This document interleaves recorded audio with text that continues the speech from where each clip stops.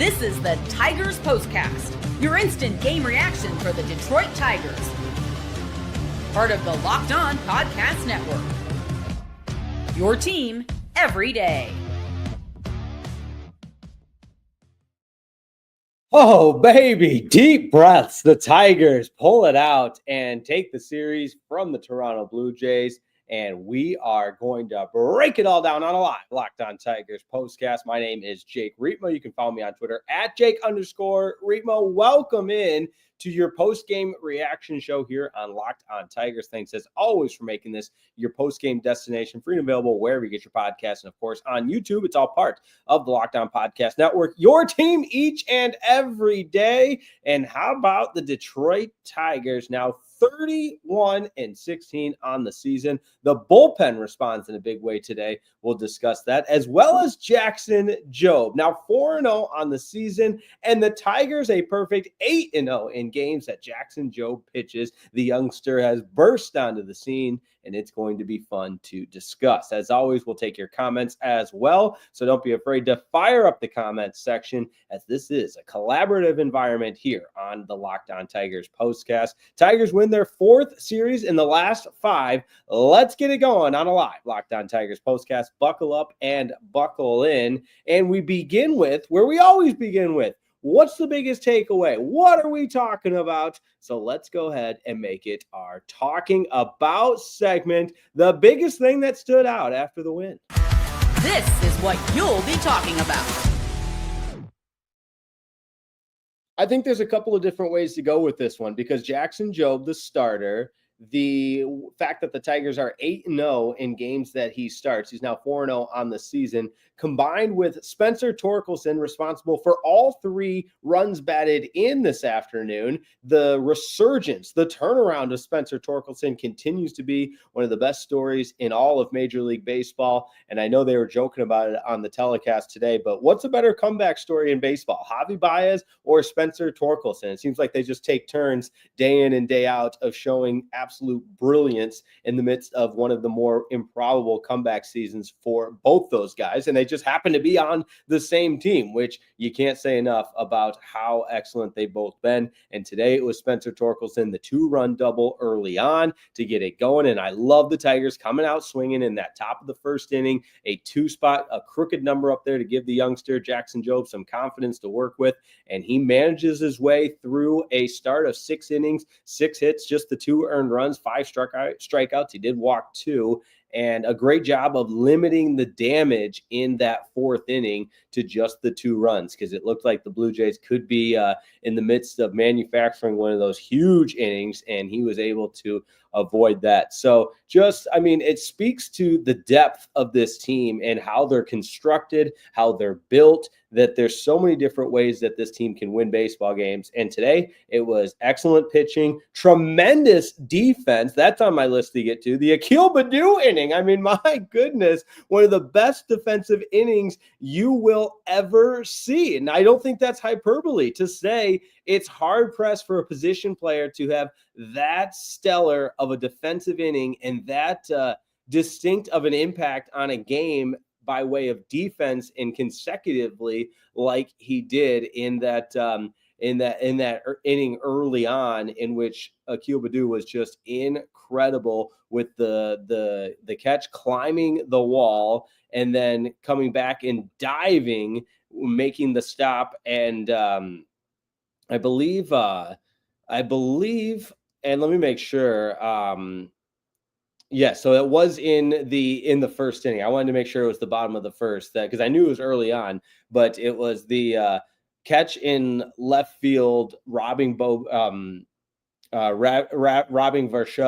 and then the diving catch on the line drive to left field to double off Bichette at second base. That was just an incredible display of individual defense by Akil Baddoo. And then I also wanted to mention how great this bullpen was today in high leverage situations, 1-run game. They put forth 4 innings of shutout baseball to get, 3 innings of shutout baseball to get the job done and cement the victory for the Tigers. And it wasn't always pretty. At times it felt it got a little dicey. You hate seeing an error by Andy Ibanez at third base when the game could have been over. Fortunately, it does not come back to cost the Detroit Tigers, and they get the win. All right, let's get into some of these comments to wrap up our opening segment here on a live Locked On Tigers postcast, in which they win another series win on the road. And we begin with fishing with shredders. Good win. The pitching really needs to cut down on the walks with the exception of Skubal. It's going to start coming back to bite us if they don't. There were some walks today. I mentioned Jobe's final line had 3 walks in there as well. And you look at the rest of the display from this Detroit Tigers bullpen, and the 2 walks from Jackson Jobe, 2 by Brebbia, and a game total of 4. So yeah, you want that number to be smaller, of course, but I don't think, harping on the pitching staff after a 3-2 win is necessarily the narrative I want to go with. Zingdad says, I'm happy with the series win. No need to be concerned with the offense, right?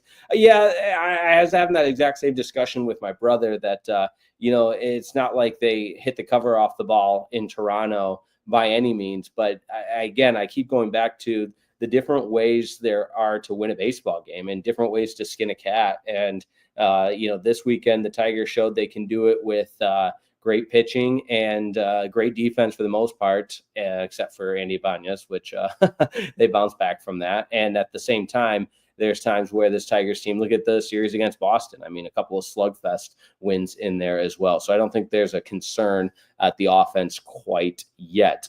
Benjamin Haney says Baddoo should be player of the game and where the game turned with his defense in the first. You are a mile ahead of me, my friend. We'll get to that in the second segment of this afternoon's program. But yes, some foreshadowing there for sure. Demetrius McNeil says ton of huge plays help the Tigers win the series over the Jays. Baddoo with 2 dazzling catches, the other a clutch RBI single by Spencer Torkelson. Tomorrow night, we go see Sonny Gray against St. Louis. Yeah, looking forward to that one. If anybody's making that road trip to St. Louis, let me know. What a great baseball town. I have not been to Busch Stadium before, but family there, and everybody knows the reputation that Busch Stadium and just the overall baseball town boasts for St. Louis there and the surrounding areas. I would also add with the clutch hitting from Spencer Torkelson, the Andy Ibanez getting thrown out at third on that play did kind of rub me the wrong way, because I just don't think, I looked back at the end zone view, but the view behind home plate, and you see where he makes that turn to third base. It's very clearly a throw that's going to be cut off in the infield. And yes, that you could make the argument that him going to third ensures that runner ahead of him scores because the throw gets cut off and doesn't make it to the plate. But there's no way that runner is being thrown out at home. And really, it was more of Andy Ibanez running the Tigers out of that inning and preventing the chance to add more insurance than just the 1-run lead. Now, again, didn't come back to cost them, but bad baseball play, in my opinion, there from Andy Ibanez. All right, a couple more comments to get to here. Bubble Popper 24 says the Tigers are playing playoff baseball now. They're going to be lethal in the playoffs. And he adds the Twins lose. Well, it's about time. It feels like the Twins had gone on this incredible streak and then wasn't sure when they were going to lose next. The Dole Spoon says, let's go, baby. Another series win. Jobe looks pretty good. Rookie struggle, but brought it back. Again, yeah, I think that speaks volumes to the ability to weather the storm. And you don't often see rookies pitching in big spots that have that ability. They can have the dazzling stuff. And I know the one Jobe strikeout that Jason Benetti got pretty excited about. Pitching Ninja retweeted it as well. That ball that just ran in. I can't remember who was up to bat. My apologies on that one. Not a lot of bandwidth in this brain of mine. But that being said, I mean, you get really excited about that, and you're going to see that from some youngsters that have the live arm. But how do they perform in the adverse times as a pitcher? How do they weather the storm? How do they prevent things from unraveling on them and have that presence and that wherewithal about them? And I thought this afternoon, Jackson Jobe showed some of that grittiness, some of that veteran-like characteristics of, okay, this inning hasn't gone the way I wanted it to, but let's prevent the big inning and get out of here with the game still tied at 2. All right. We've got another couple of comments from Coins Making Sense. Guardians lose. That's great. You love to see it. And Braden Dennis, Andy almost sold us. Yeah, that was tough to watch. You got 2 outs and a routine ground ball that can end it, and just a tough time for an error. But again, the Tigers get it done with the ground out to second, which kudos to Will Vest. I said the bullpen, we've given them their flowers, but Will Vest in particular, of course, a huge part of that with the save, his 5th save of the season. Cardiac Cats in Canada says Rufus T. Cat and R1VJ4 said, I've been saying from the beginning, Torque is going to be an all-star this year. All right, lots more comments to get into, which I appreciate. One more for Gary Myers. Nice job winning the series. Torque is the player of the game for sure. We're going to have a tough job to name a player of the game, so maybe we'll go with some honorable mentions, if you will. But don't go anywhere. We're just getting started on a live Locked On Tigers postcast, back with our player of the game, our turning point of the game, and so much more here on a live Locked On Tigers postcast.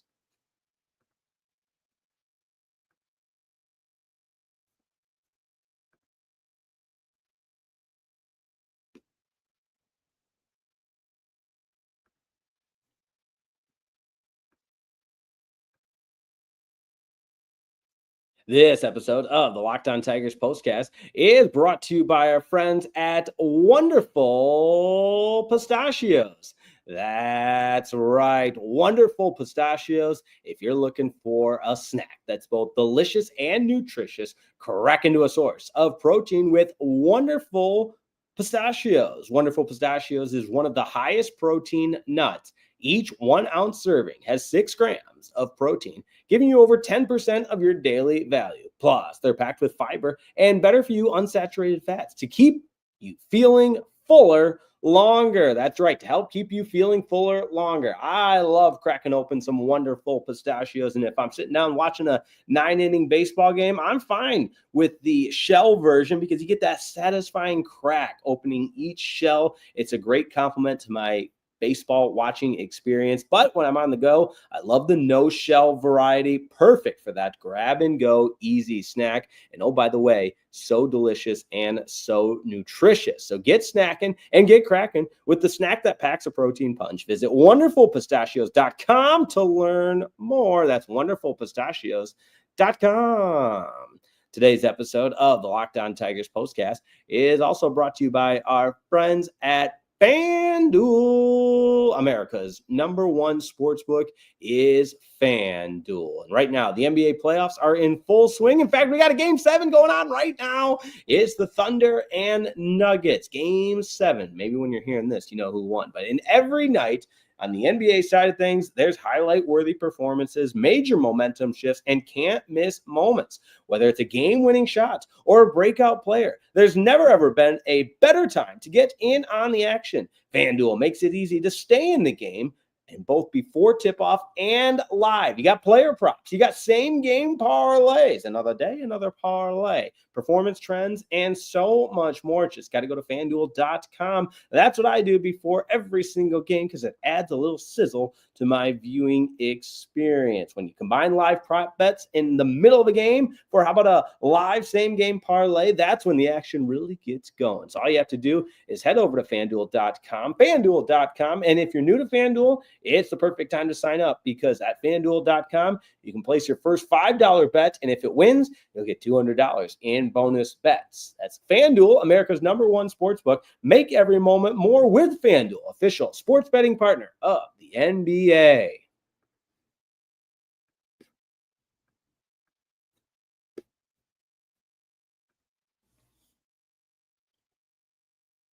Tigers beat the Toronto Blue Jays in a tight one, 3-2, the final. Spencer Torkelson, all 3 runs batted in for the Detroit Tigers. His incredible turnaround story continues. And we got a tough one for player of the game because it's Jackson Jobe, it's the Tigers bullpen, it's Akil Baddoo, it's Spencer Torkelson. Who are we going to name for our player of the game?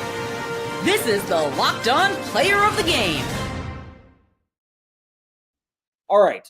The masses have spoken. The best audience in the entire YouTube world right here on the Locked On Tigers postcast, Locked On Tigers, is very, very much at a split. And this is tough for the judges to name that player of the game. Akil Baddoo. The game does not unfold the same way without Akil Baddoo, because make no mistake about it, that first inning was headed for trouble. If it wasn't for Akil Baddoo scaling the wall and making the catch and then turning the double play for all 3 outs in that inning. So I think we got to give it to Akil Baddoo. Now, Jackson Jobe, his 4th win of the season. The Tigers are 8-0 in games that Jackson Jobe has started. And oh, by the way, Spencer Torkelson, 3 more runs batted in, accounting for all 3 RBIs. So one of those things, if we were at like one of those elementary school track meets where everybody stands on the, first, second, and third, and they stand on the big platforms, whatnot, we just have to make sure that they were all 3 even, because again, all 3 of them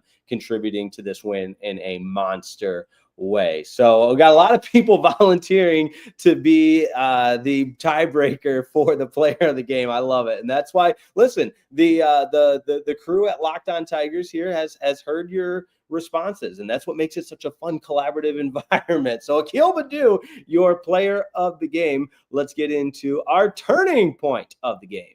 Time to reveal where the game was won or lost. It's the turning point.